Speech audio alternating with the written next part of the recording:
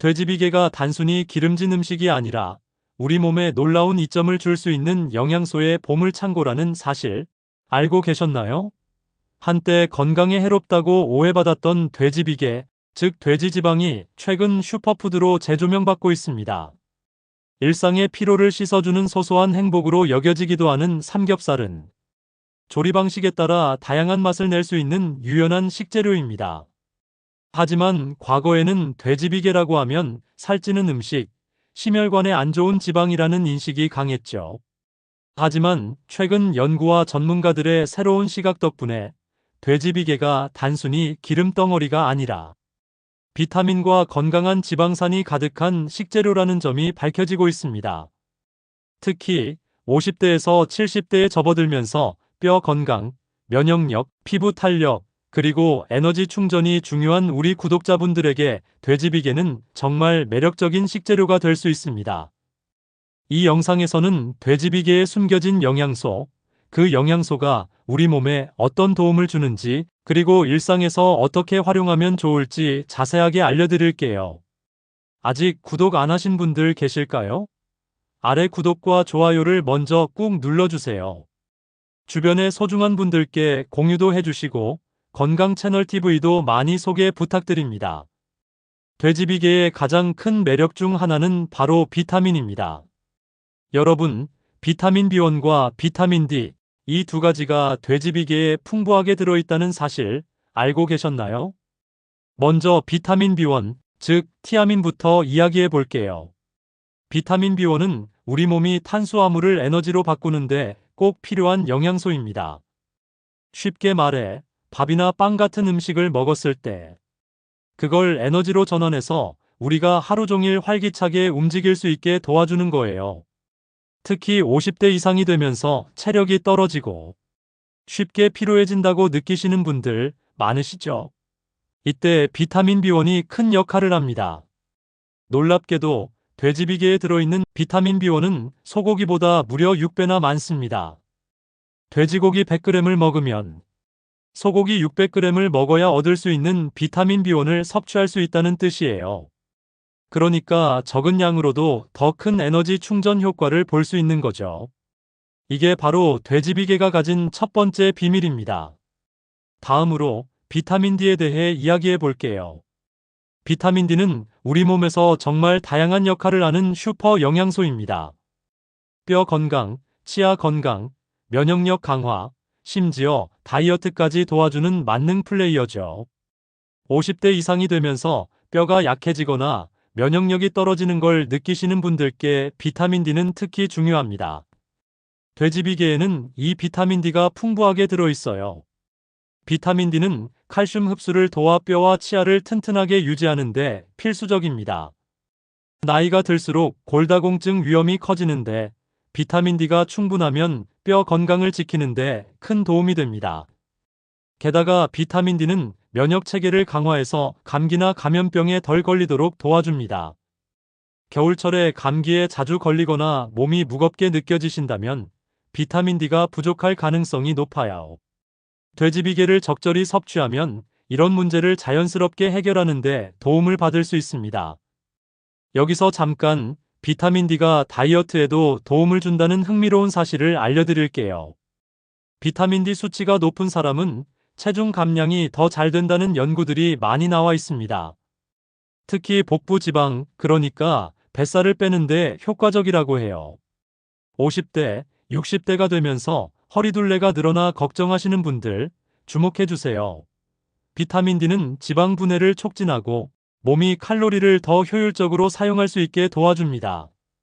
돼지비계에 들어있는 비타민 D를 통해 다이어트 효과를 더 높일 수 있다면 이건 정말 놓칠 수 없는 기회 아니겠어요? 물론 돼지비계가 고지방 식품이니까 무조건 많이 먹는 건 금물입니다.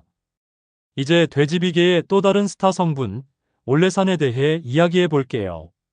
올레산은 불포화 지방산의 일종으로 건강에 정말 좋은 지방입니다. 올리브 오일에 많이 들어있는 그 올레산 맞아요. 돼지비계에도 이 올레산이 풍부하게 들어있어서 우리 몸에 여러 가지 이점을 줍니다. 첫째, 올레산은 염증을 줄이는 데 도움을 줍니다. 나이가 들면서 만성 염증 때문에 관절이 아프거나 몸이 뻣뻣해지는 경우가 많죠. 올레사는 이런 염증을 완화해서 몸을 더 가볍고 건강하게 만들어줍니다. 둘째, 올레사는 세포 재생을 돕습니다. 우리 몸의 세포는 매일 새로 만들어지고 특히 피부 세포나 혈관 세포가 건강해야 젊고 활기찬 상태를 유지할 수 있죠. 돼지비계의 올레사는 이런 세포 재생 과정을 촉진해서 피부 탄력과 혈관 건강에 도움을 줄 수 있습니다. 여기서 더 흥미로운 점은 올레산과 줄기세포의 연관성입니다. 최근 줄기세포 치료가 화제가 되고 있죠. 특히 지방줄기세포는 피부 재생, 주름 개선, 심지어 관절 건강까지 도와주는 놀라운 기술로 주목받고 있습니다. 돼지비계에 들어있는 올레산은 줄기세포의 성장과 기능을 돕는데 긍정적인 영향을 줄 수 있다고 알려져 있어요. 예를 들어 줄기세포 시술을 받기 전에 돼지비계를 적절히 섭취하면 줄기세포의 질이 더 좋아질 가능성이 있다는 거예요. 물론 이건 아직 초기 연구 단계라 더 많은 확인이 필요하지만 돼지비계가 단순한 식재료를 넘어 미래의 건강 기술과도 연결될 수 있다는 점이 정말 흥미롭지 않나요? 50대, 60대, 70대 구독자분들께서 피부 탄력이나 건강한 노화를 위해 관심 있는 주제라면 돼지비계가 작은 도움을 줄 수 있을지도 모릅니다. 자, 여기까지 돼지비계의 주요 영양소인 비타민 B1, 비타민 D, 그리고 올레산의 이점을 알아봤습니다. 하지만 여러분, 중요한 건 어떻게 먹느냐예요. 돼지비계는 고지방 식품이라 잘못 먹으면 오히려 건강에 부담을 줄 수 있습니다. 전문가들은 돼지비계를 하루 100에서 150g 정도로 적당히 섭취하라고 권장합니다. 이 양은 대략 손바닥 크기 정도의 돼지고기 한 점에 해당해요. 너무 많이 먹으면 포화지방산 때문에 LDL 콜레스테롤, 즉 나쁜 콜레스테롤이 늘어날 수 있으니 주의해야 합니다. 심혈관 건강을 지키기 위해서는 균형이 중요하죠. 그럼 돼지비계를 어떻게 먹는 게 가장 건강할까요? 조리법도 정말 중요합니다. 첫째, 기름에 튀기거나 기름을 많이 사용하는 조리법은 피하세요. 예를 들어 돼지비계를 튀김으로 먹으면 칼로리가 너무 높아져서 다이어트나 건강에 오히려 해로울 수 있습니다. 대신 구이로 먹거나 찜 요리로 즐기는 걸 추천드립니다. 예를 들어 돼지비계를 얇게 썰어서 오븐에 구우면 바삭하면서도 기름이 빠져서 더 건강하게 즐길 수 있어요. 또 다른 방법은 돼지비계를 채소와 함께 찜 요리로 만드는 겁니다. 양배추나 버섯 같은 채소와 함께 찌면 돼지비계의 풍미가 채소에 스며들어서 맛도 좋고 영양 균형도 맞출 수 있죠. 또 하나, 돼지비계를 먹을 때는 다른 영양소와의 균형도 중요합니다. 돼지비계는 비타민 D와 올레산이 풍부하지만 섬유질이나 다른 비타민은 부족할 수 있어요. 그래서 돼지비계를 먹을 때는 샐러드나 나물 같은 채소를 곁들여서 영양소를 골고루 섭취하는 게 좋아요. 예를 들어 돼지비계 구이를 먹을 때 상추쌈에 싸서 먹거나 브로콜리나 시금치를 곁들이면 완벽한 식사가 됩니다. 이렇게 하면 돼지비계의 영양을 최대한 누리면서도 건강한 식단을 유지할 수 있습니다. 여기서 잠깐 돼지비계의 오해에 대해 짚어볼게요. 많은 분들이 돼지비계라고 하면 살찐다, 심장에 안 좋다고 생각하시죠. 하지만 적당한 양과 올바른 조리법으로 먹으면 오히려 건강에 도움이 될 수 있다는 점 꼭 기억해 주세요. 과거에는 포화지방산이 심혈관 질환의 주범이라고 여겨졌지만 최근에는 불포화지방산과 포화지방산의 균형이 중요하다는 연구들이 많아지고 있습니다. 돼지비계는 포화지방산도 있지만 올레산 같은 불포화지방산도 풍부해서 적절히 먹으면 건강에 긍정적인 영향을 줄 수 있어요. 중요한 건 적당이라는 거예요. 하루 100에서 150g을 넘지 않고 튀김 대신 구이나 찜으로 즐긴다면 돼지비계는 충분히 건강한 식재료가 될 수 있습니다. 이제 돼지비계를 일상에서 활용하는 팁 몇 가지를 더 드릴게요. 첫째, 돼지비계를 요리할 때 허브나 향신료를 활용해 보세요.